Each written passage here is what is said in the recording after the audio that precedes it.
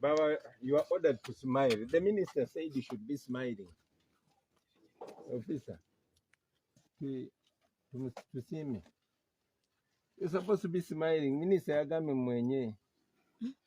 So am I under arrest?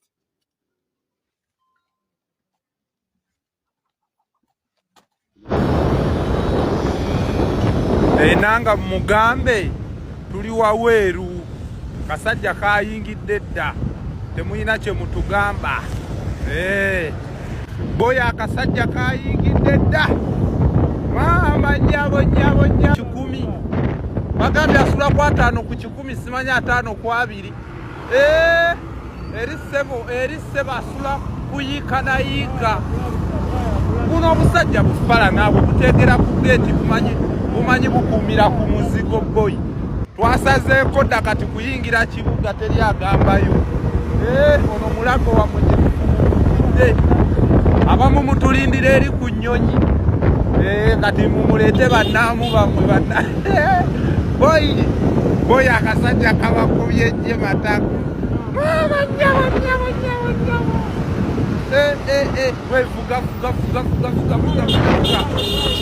wevuga yingira ekibuga twabagambye tugende tuyingire ekibuga tulemese tutekewo embeera muli eyo mwekunyakunya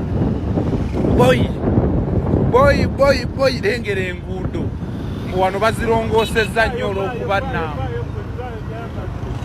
kati muddeyo mwasame mwera simanyi kati muwulira mufa kaboyi kali bweru sawa yakulabi eryagambayo twayingidde dda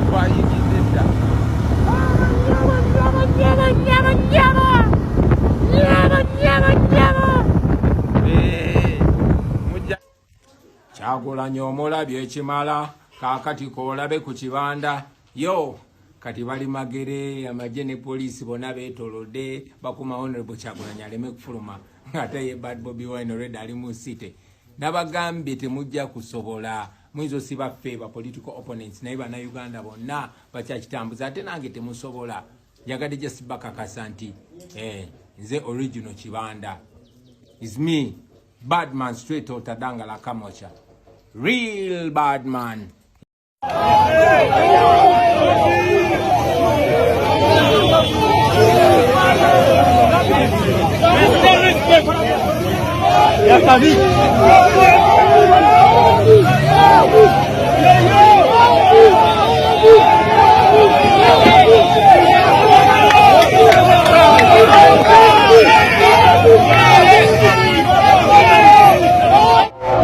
Kyagulanyi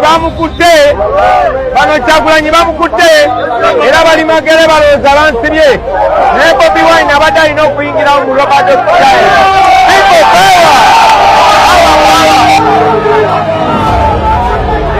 mulaba bannayuganda bonna kati batandise okupanikinga engolo batandise ozikola ng'okwekalakasa kwammwe temugwamu manyi keep going now you see the change you see the pressure that is caused by your protest. Don't give up. They have Kyagulanyi under our arrest. Bobiwine is here. Bobiwine is here in the Laba Bobiwine. We can do it. Don't give up. Kyagulanyi is under our arrest, but I'm here. They want to double.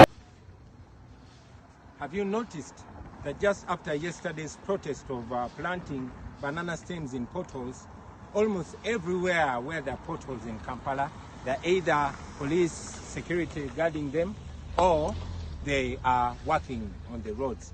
That means they're feeling the pressure. That means they're being embarrassed by exposure. This should communicate to all of you that actually protests work. Mulabye enguudo batandise zikola oba buli awali ebinnya bataddewo abakuumi ab'emmundu babikuumi kitegeeza nti baswala byonna bibadde bakola. Temulekera okwekalakasa kubanga temugenda kufuna kyemwagala nga temwekalakasiza.